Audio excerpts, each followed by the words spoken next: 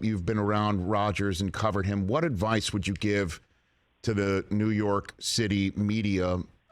Certainly knowing, you know the media world, obviously, and part of Rodgers' appearance on McAfee's show was calling out a lot of your colleagues. Schefter had a very viral tweet go out confirming that Rodgers told him to lose his number. And then the news of Rodgers saying he intended to play for the Jets was welcomed by back page headlines that were absolutely won by the Daily News.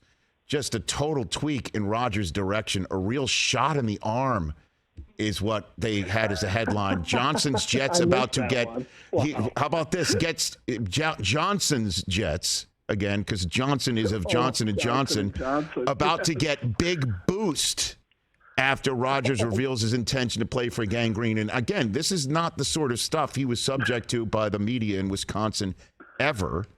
So there was no page 6 when I worked at the Green Bay Press Gazette. Well, there was a page 6. It existed.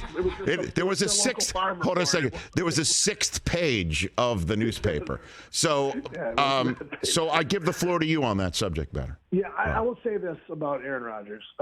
He treats the local beat guys, the people who are there, the men and women who cover the team on a daily basis pretty well.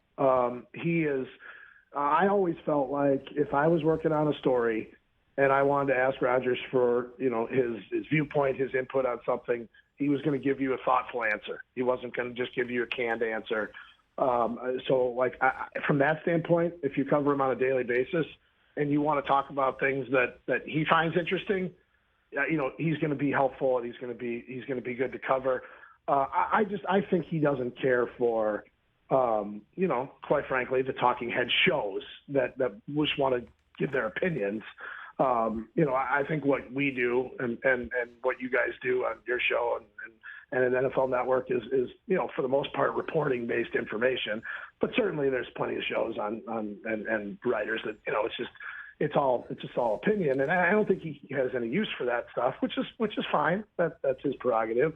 But I would say this: keep your Merriam-Webster handy because and read the definitions closely, because when we talk about words that he uses, he's using them for a reason. And when I said go back to his contract adjusted, he didn't say that doesn't.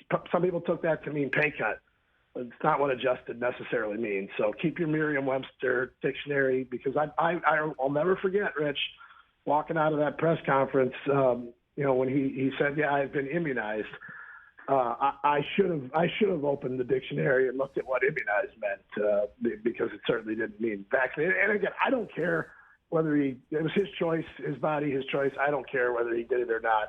But obviously, what the backlash was from that statement. So, to the guys out there, just keep your dictionary handy. Catch the Rich Eisen Show every single day on the Roku channel, 12 to 3 Eastern, for free.